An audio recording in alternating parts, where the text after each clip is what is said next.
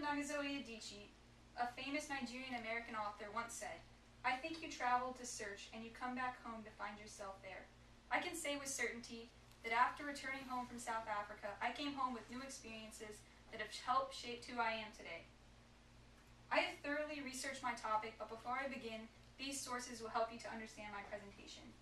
Goodreads.com, peopletopeople.com, lionking.org, essayhistory.org, travelandleisure.com, siakana.org, sowetocliptownyouth.webs.com, an interview with my mother on July 11th, goingeurope.com, ecofriendlyafricatravel.com, and some personal photos. My name is Dani Miller, and I am going to tell you about some things I learned in South Africa with an organization called People to People. While there, I learned that I am adventurous and even brave. I have a love for embracing culture, and I also have a passion for service. My mother calls me the most timid and quiet of her 3 children, but although I may be timid, I learned something else very important about myself in South Africa. I learned that I am also adventurous and I can be brave. Before my people-to-people experience, I was a very shy high school student. I first learned about the organization People to People, which has the logo here, through a letter that was mailed to my house. After some researching on the website peopletopeople.com, I found that it was established in 1956 by President Eisenhower as a way to promote peace after World War II. With this organization, you don't get to travel with family or friends, but instead you travel with other high school students who you've just met. And in my case, I traveled with some high school students from Texas, Georgia, and California, and I'd only just met them at the airport 4 hours before my flight left to Johannesburg. This was a big step for my high school self, and it took a lot of courage, and I realized this was my first step of being adventurous, and I liked it. One of my favorite experiences in South Africa was the time I spent at the Shikudu Game Reserve at Kruger National Park, where we got to observe a king cheetah in its habitat at a rehab facility at the park. The king cheetah, which you can see in my picture here, possesses a recessive gene which produces its distinctive coat. You can see that the spots sort of blot together to form a dark stripe down the cheetah's back. This coat is extremely rare, and scientists at lionking.org estimate that it's only about 30 worldwide. Before going into the fenced-in area, the guy came over to me and told me that because I was the smallest out of all the kids, the cheetah would recognize this and try to stalk me. He gave me some tips and pointers. He told me to avoid eye contact and to stay at the center of the group. When I heard this, I was very afraid, but after I thought about it, I knew everything was okay. I took this chance, and I went into the cheetah exhibit. Sure enough, he did stalk me, but I remembered everything that the guide told me, and I stayed calm, and everything was okay. I was brave, and it worked out. In addition, I also learned something else about myself in South Africa.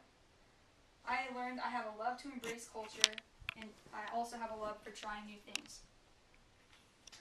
After our first night in the park wrapped up, it was time to shower and get ready for bed. Our guide warned us that the showers in South Africa in the bush were equipped with frogs. It was kind of like a cleaning service. The frogs jump around and eat the bugs and bacteria in the shower and help keep the shower clean. I thought about it, and in the United States we use chemicals to clean our showers, not frogs. So this was very different from what I was used to. But when I thought about it, I wasn't in the United States. I was in South Africa, so I was going to do it the South African way. A lot of my friends that were in the group decided not to shower because they didn't want to deal with the frogs. But looking back, I'm glad I showered with the frogs because I'll never have another shower like that. Like those I had in South Africa. After our time in Kruger National Park, we got to go to a traditional village where they spoke Xhosa, which is the language of vocal clucks, whistles, and ticks. In the village, I saw this sign, which says, it's an old African proverb that says, "A man without culture is like a zebra without stripes." And this struck me as a very important passage. Later, while walking in the village, a woman came up to me, and she was carrying a huge bowl of dead, dried caterpillars. And although I couldn't understand what she was saying, she was motioning with her hands for me to try one. I used this proverb as motivation as I ate the caterpillar. Needless to say, it wasn't my favorite thing, but looking back, I'm also glad I tried this, because I'll never have that opportunity, and it clearly made her day when I tried it. I realized how important it was to embrace culture and to try new things, even when it was daunting. I also discovered something else that was very important. It would also shape my life forever. I learned that I had a passion for service. In Johannesburg, we went to the Southwestern Township, or Soweto for short. We went to the Siakahana Food Garden Permaculture Project, and its mission, according to its website, siakahana.org, is to establish a model urban agriculture initiative that showcases a food garden. And here, it provides opportunities for the villagers. It provides education, employment, and income-generating opportunities. After my time here, we helped build gardens for the citizens, and we got to work side by side with them. By the end of the day, it was incredible to see our hard work and how it paid off.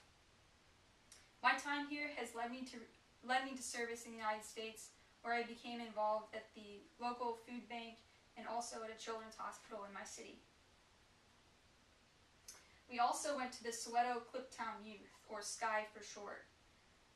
According to its website, SowetoKliptownYouth.webs.com, it was founded by a 16-year-old boy in 1987, and it sought to provide hope and services to some of the most neglected children in South Africa, some of which include the homeless and those whose parents have died of AIDS. Here we got to play soccer with some of the older kids, and we took care of the babies and toddlers in the nursery. And it was here that I realized I had a passion for service, and I wanted to pursue nursing, a career that heavily emphasizes passion for service and helping those in need. To me, these were more than just service opportunities, though. I had the realization that I wanted to do something like this for the rest of my life. In conclusion, the 3 things I learned about myself in South Africa are that I'm adventurous and even can be brave when necessary. I have a love for embracing culture and trying new things, and I have a passion for service and helping those in need. I want to leave you with this quote: "See the world. It's more fantastic than any dream made or paid for in factories. Ask for no guarantees. Ask for no security." I want to encourage all of you to go travel the world. You will learn some incredible things, not only about your destination, but about yourself.